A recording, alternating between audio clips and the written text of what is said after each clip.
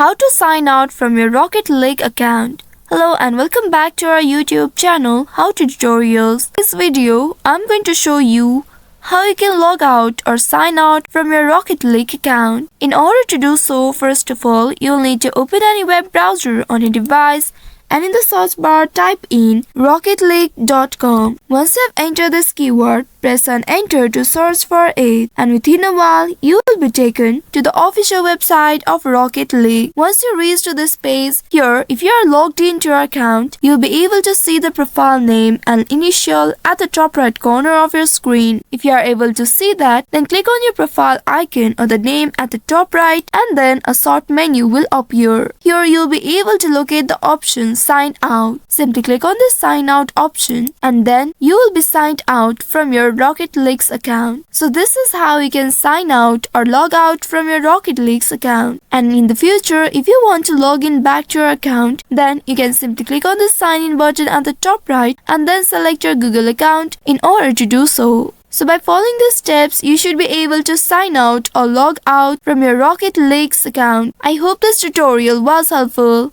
If yes, don't forget to like, share and subscribe to our channel. Also hit that bell icon to never miss any updates from us. Thank you for watching.